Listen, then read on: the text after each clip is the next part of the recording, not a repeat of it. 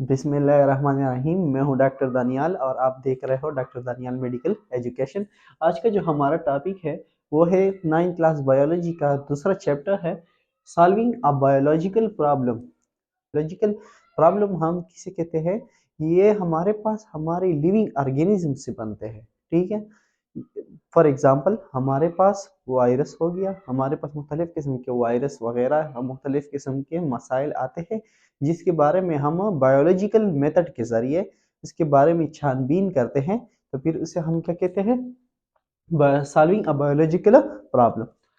पहले नंबर पर हमारे पास बायोलॉजिकल मेथड। बायोलॉजिकल मेथड क्या होता है? बायोलॉजिकल मेथड में हम बायोलॉजिकल प्रॉब्लम्स के लिए हल ढूंढते हैं, उसको सॉल्व करने के लिए जो हम तरीका यूज करते हैं उसे हम क्या कहते हैं? बायोलॉजिकल मेथड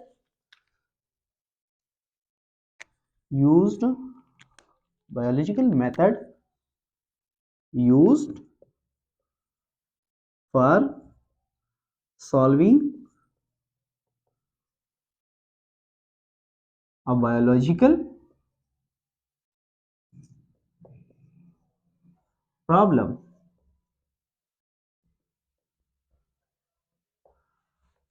ठीक है, इसमें हम बायोलॉजिकल प्रॉब्लम्स को हल करने के लिए जो तरीका यूज करते हैं उसे हम बायोलॉजिकल मेथड कहते हैं।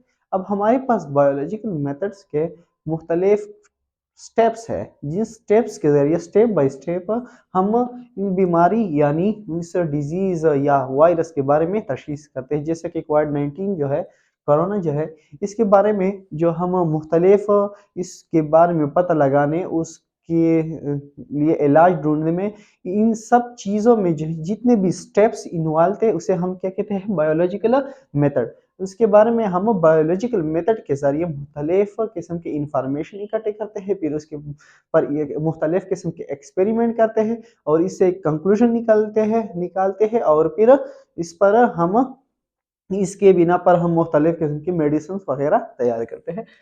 फॉर एग्जाम्पल हमारे पास फर्स्ट स्टेप जो है, स्टेप वन। स्टेप वन है हमारे पास रिकॉग्निशन और रिकॉग्नाइज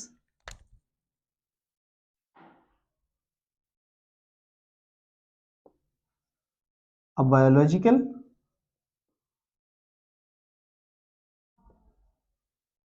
प्रॉब्लम। ये हमारे पास फर्स्ट स्टेप है जिसमें हम बायोलॉजिकल प्रॉब्लम्स के बारे में मुख्तलिफ किस्म के इंफॉर्मेशन इकट्ठे करते हैं। जैसा कि एक वायरस है, ये किस चीज़ में पाया जाता है, ये कौन सी डिजीज़ काज करता है। तो फिर ये इन सब चीज़ों के बारे में जो हम एक डेटा इकट्ठा करते हैं उसे हम क्या कहते हैं? रिकॉग्निशन और रिकॉग्नाइज अ बायोलॉजिकल प्रॉब्लम। इसके बाद हमारे पास जो नेक्स्ट स्टेप है, step step two. Step two हमारे पास कौन सा है? वो है ऑब्जर्वेशन। ऑब्जर्वेशन। अब बेसिक ऑब्जर्वेशन जो है ये मुशाहदे को कहते हैं। इसमें हम फाइव सेंसेस, हमारे जो फाइव सेंसेस है वो यूज करते हैं, जैसा कि विजन हो गया, हेयरिंग हो गया, स्मेल हो गया, टेस्ट हो गया, टच हो गया, ये सब यूज होता है ऑब्जर्वेशन में। ये सब यूज होते हैं। तो फिर ऑब्जर्वेशन बनती है। ऑब्जर्वेशन में हमारे पास जो है अब एक qualitative and quantitative two types है, qualitative and quantitative. For example हम मार्केट जाते हैं, मार्केट में जाकर हम लोग फ्रूट्स खरीदते हैं, मुख्तलिफ किस्म के फ्रूट्स खरीदते हैं। तो पहले हम इसका ऐसे मुशाहदा करते हैं, इसकी शक्ल व सूरत, इसकी ताजगी, उसकी क्वालिटी को देखते हैं, जिसे हम क्वालिटेटिव कहते हैं, ठीक है। और फिर उसको वजन करते हैं या फिर उसको दर्जन वगैरह में लेते हैं। तो फिर इसे हम क्या कहते हैं? क्वांटिटेटिव। क्वांटिटेटिव में हम वजन, मिकदार यानी मिकदार की बात करते हैं, और क्वालिटेटिव में हम उसकी क्वालिटी के बारे में बात करते हैं। क्वालिटेटिव टेटिव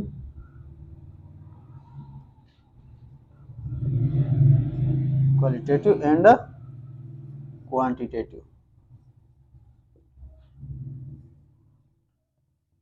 क्वांटिटेटिव, क्वांटिटेटिव, क्वालिटेटिव में हम क्वालिटी की बात करते हैं एंड क्वांटिटेटिव में हम नंबर्स की बात करते हैं। ये सब ऑब्जर्वेशन में आते हैं। इसके बाद हमारे पास जो नेक्स्ट स्टेप है वो है हाइपोथेसिस। स्टेप 3,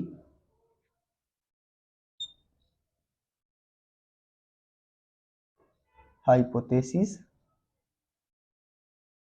हाइपोथेसिस जो हमारे पास है ये ठीक भी हो सकते हैं और गलत भी हो सकते हैं, इसे हम मफरूज़ा भी कहते हैं। ये अगर हम मिसाल के तौर पर एक आदमी के बारे में हम कहते हैं कि ये बहुत बुरा इंसान है, तो दरअसल में वो या तो बुरा होता है या फिर वो बुरा नहीं होता, अच्छा होता है। बाज़ लोग ऐसे ही होते हैं कि शक्ल व सूरत से थोड़े से सख्त मिजाज लगते हैं लेकिन वो दिल के बहुत अच्छे होते हैं। तो फिर इसके बारे में हम एक हाइपोथेसिस पेश करते हैं। हाइपोथेसिस के 2 टाइप्स है, 2 टाइप्स।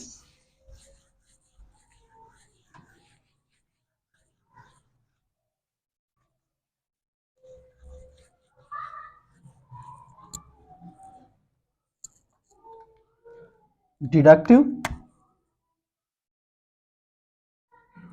डिडक्टिव, डिडक्टिव में हम सिंपली, अगर इसके बारे में हम सिंपल तरीके से बात करें तो हम जनरल से जनरल टू स्पेसिफिक की तरफ जाते हैं। किस तरह? जनरल से स्पेसिफिक किस तरह जाते हैं? फॉर एग्जांपल हम कहते हैं कि सारे लिविंग ऑर्गेनिजम्स जो होते हैं वो सेल से बने होते हैं, तो फिर इंसान जो होगा, फिर इंसान स्पेसिफिक हो गया, ये इंसान जो होगा वो भी सेल से बना हो गया। ठीक है, ये एक हाइपोथेसिस हो गया। All cells, all living organisms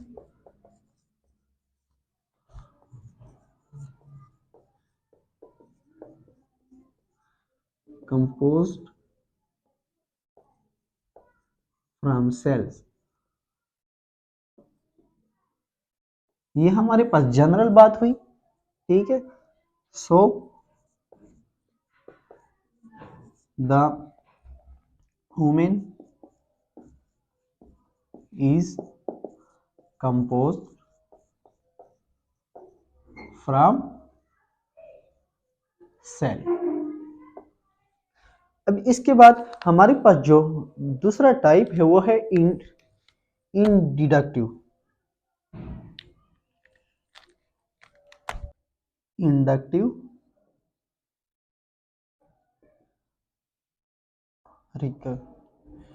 inductive. दूसरा टाइप हमारे पास कौन सा है? इंडक्टिव। इंडक्टिव में हम बेसिकली स्पेसिफिक से जनरल की तरफ आते हैं, specific to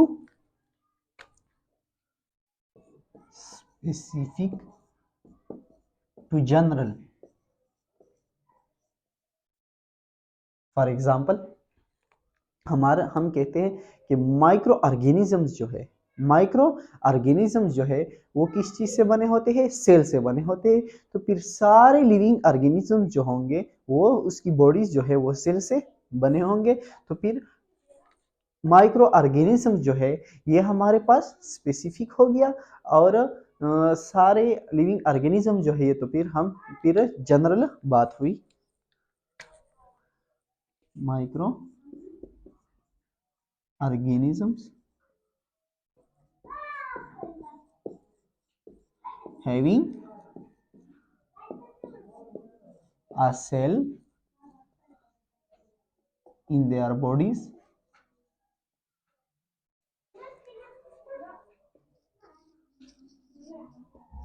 so all living organisms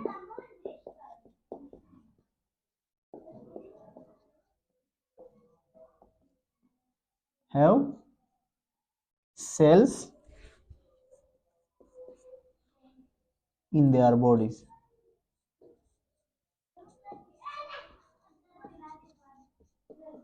कि बॉडीज में क्या होंगे? लिविंग सारे लिविंग ऑर्गेनिजम्स में सेल प्रेजेंट होंगे। इसके बाद हमारे पास जो नेक्स्ट स्टेप है, स्टेप नंबर 4, वो है डिडक्शन।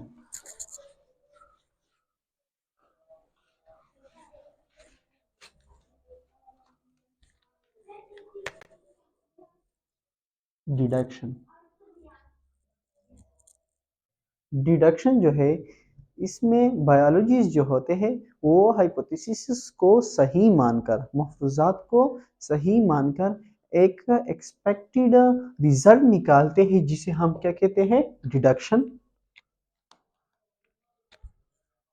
बायोलॉजिस्ट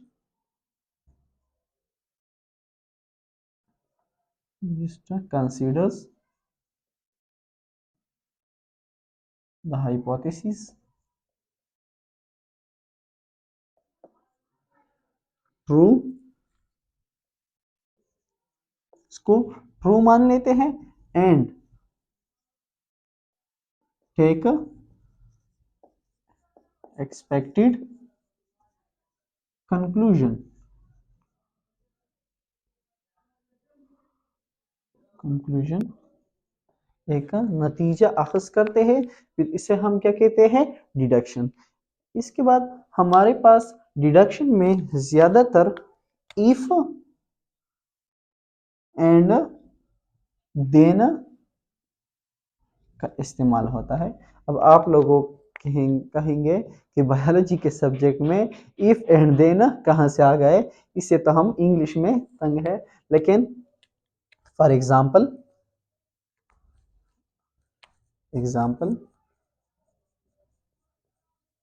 हमारे पास देखो, इफ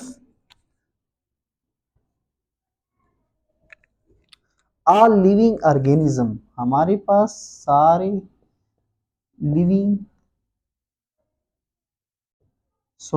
लिविंग ऑर्गेनिज्म ना, ऑल बर्ड्स हैव विंग्स। अगर हमारे पास सारे परिंदों के पर होंगे, देन मैं हाईलाइट करके लिखता हूं, ये इंग्लिश वाले हैं, इफ एंड देन की बात मैं नहीं कर रहा हूं। देन स्पैरो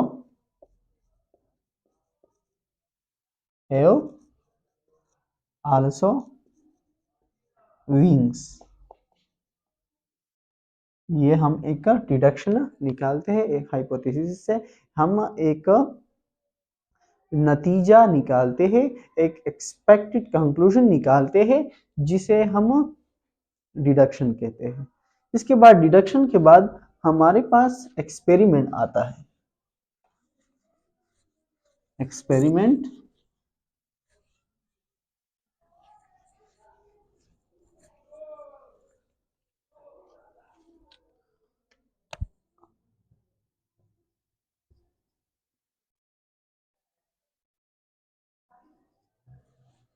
एक्सपेरिमेंट में हमने जितने भी हाइपोथेसिस किए, उसके बारे में बायोलॉजिस्ट जो होते हैं उसको चेक करने के लिए मुख्तलिफ किस्म के एक्सपेरिमेंट करते हैं, ताकि हमने जो वो डिडक्शन निकाला था वो आया ठीक है या गलत है।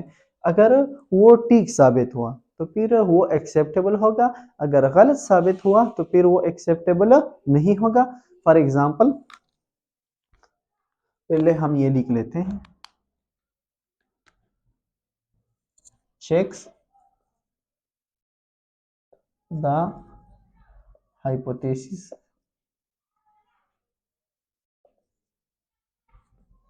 बायोलॉजिस्ट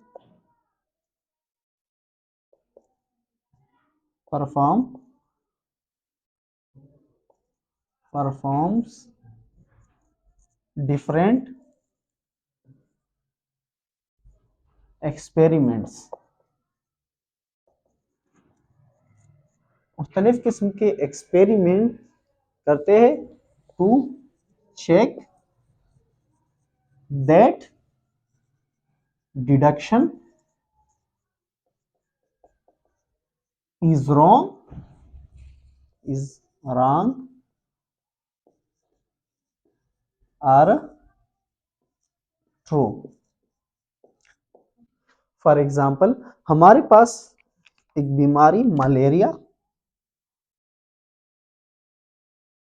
एक बीमारी है जिसके बारे में मुख्तलिफ किस्म के साइंसदानों ने, मुख्तलिफ किस्म के बायोलॉजिस्ट ने मुख्तलिफ किस्म के मफरूजात यानी हाइपोथेसिस पेश किए। ठीक है, फिर इसको चेक करने के लिए साइंसदानों ने यानी बायोलॉजिस्ट ने मुख्तलिफ किस्म के एक्सपेरिमेंट किए, जिससे पहले जो कुछ साइंसदान थे वो कहते थे कि ये फला काम से लायक होता है, कुछ क्या कहते थे, कुछ क्या कहते थे, लेकिन एक्सपेरिमेंट से हमें करेक्ट पता चला कि मलेरिया जो होती है वो हमारे पास एक मखसूस वायरस प्लाज्मोडियम से लायक होते हैं जो मस्कीटोस के जरिए फैलते हैं। इसके बाद हमारे पास जो नेक्स्ट है वो है कंक्लूजन या result.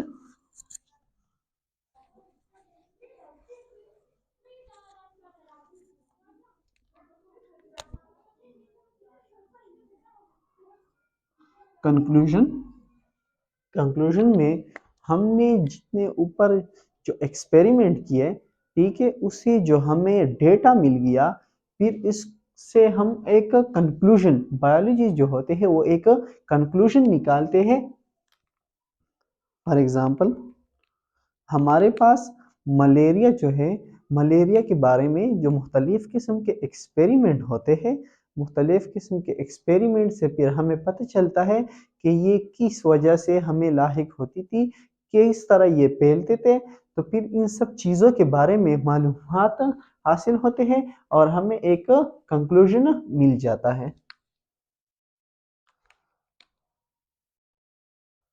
Combine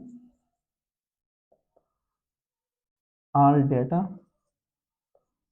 of experiments to get conclusion। फिर हम इससे एक नतीजा या कंक्लूजन अखज़ करते हैं। इसके बाद हमारे पास नेक्स्ट जो है वो है रिपोर्टिंग।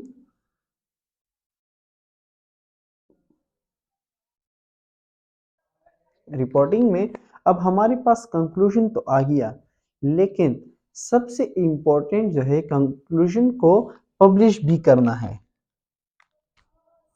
Publish of conclusion